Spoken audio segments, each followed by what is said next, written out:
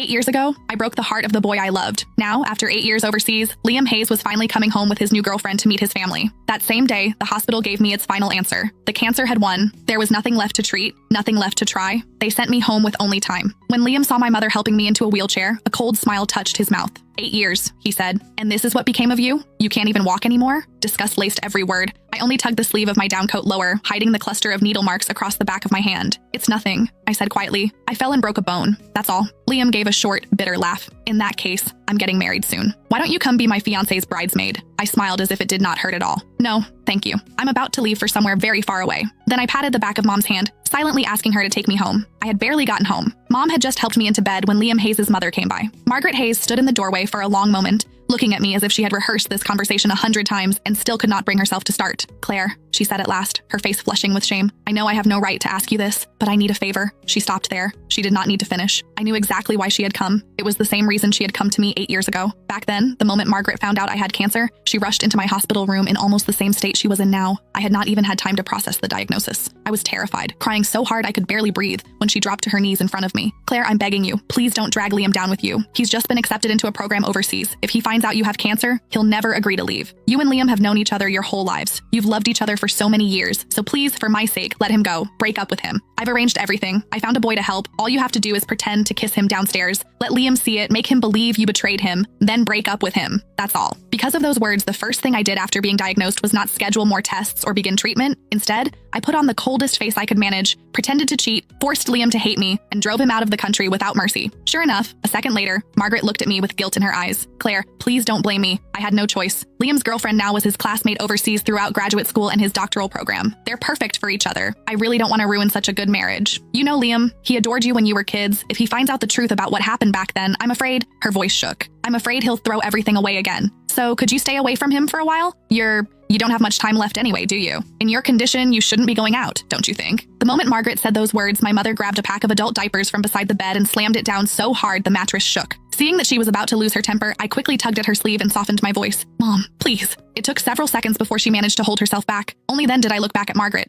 I can promise I won't tell Liam what happened 8 years ago, I said calmly. But I can't promise I won't see him. No, I could not promise that, because during all 8 years of surgeries, chemo, and hospital ceilings, there had never been a day when I stopped missing Liam. When chemotherapy became too much to bear, I would clutch the old photo of Liam and me until my fingers cramped. Some nights, that picture was the only thing that kept me from giving up. I went through more surgeries than I could count. Some minor, some so dangerous Mom signed the consent forms with shaking hands. More than once, I was rushed into the ICU and almost did not wake up again. Every time, Mom stood beside my bed and shouted herself hoarse. Claire, have you forgotten? You said you were going to survive.